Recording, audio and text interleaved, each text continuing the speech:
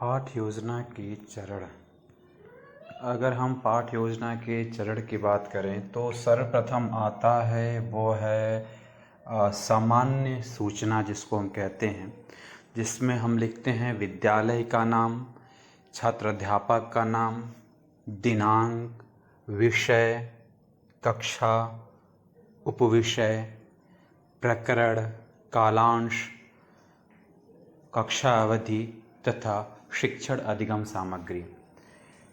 यह सर्वप्रथम हम पाठ योजना में सबसे पहले लिखते हैं, जिसको हम सामान्य सूचना के रूप में भी जानते हैं।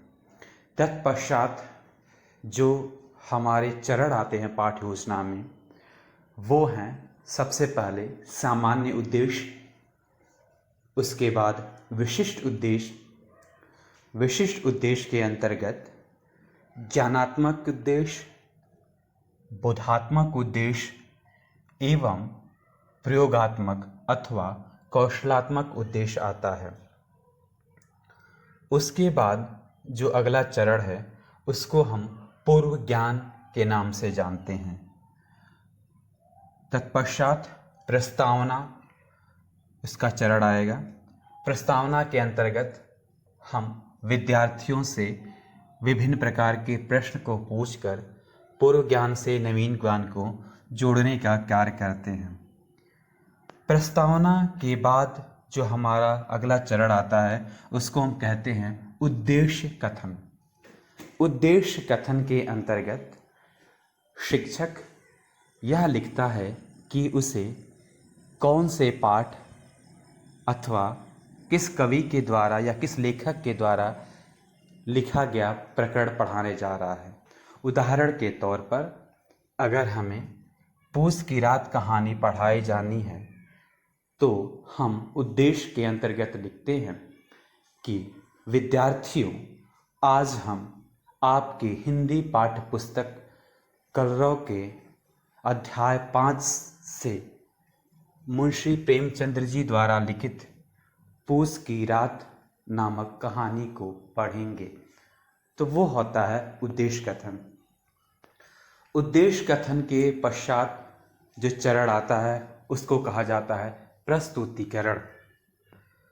प्रस्तुतिकरण के अंतर्गत हम कई सारी सामग्रियों को रखते हैं। उदाहरण के तौर पर शिक्षण बिंदु, शिक्षण उपागम विधि, छात्र अध्यापक क्रियाएं, विद्यार्थी अनुक्रियाएं तथा श्यामपट्ट कार्य। इसको हम अलग अलग कॉलम बनाकर प्रस्तुतिकरण चरण के अंतर्गत रखते हैं। अर्थात ये सारे प्रस्तुतिकरण चरण के अंतर्गत ही आते हैं, उससे अलग नहीं हैं। तत्पश्चात जो चरण आता है उसको कहा जाता है पुनरावृत्ति एवं मूल्यांकन। इसके अंतर्गत शिक्षक जो भी उद्देश्यों का निर्धारण करता है, उसकी प्राप्ति हुई है कि नहीं, उसको जानने के लिए मूल्यांकन करता है वो। और अंत में जो चरण आता है उसको गृह कार्य के नाम से जाना जाता है। तो ये हो गए हमारे पाठ योजना के चरण। मैं पुनः एक बार से चरण को बता रहा हूँ। सबसे पहले सामान्य सूचना आती है, जिसके अंतर्गत विद्यार्थी के नाम, कक्षाध्यापक का नाम, विद्यालय का नाम, विषय, उपविषय, प्रकरण, दिनांक इत्यादि आता है। सामान्य सूचना में जो हम ये सारी हम चीज़ें जो लिखते हैं वो ऊपर या नीचे हो सकता है, उसमें कोई परेशानी की बात नहीं है। लेकिन जब सामान्य सूचना पूछने के पश्चात जब हम लोग अगले स्टेप्स पे आते हैं, यानी कि सामान्य सूचना के बाद जब दूसरा चरण आता है कहा जाए पाठ योजना का, वो है सामान्य उद्देश्य। इसके बाद जो चरण आते हैं वो क्रमवार होते हैं, हम इनको ऊपर नीचे नहीं कर सकते हैं। तो सबसे पहले जो हमारा चरण उसको हम कहा गया कि सामान्य सूचना, उसके अंतर्गत हमने जो जो बातें आती है हमने इसको नोट कर लिया। फिर आ गया सामान्य उद्देश्य, फिर बात की हम लोगों ने कि विशिष्ट उद्देश्य है।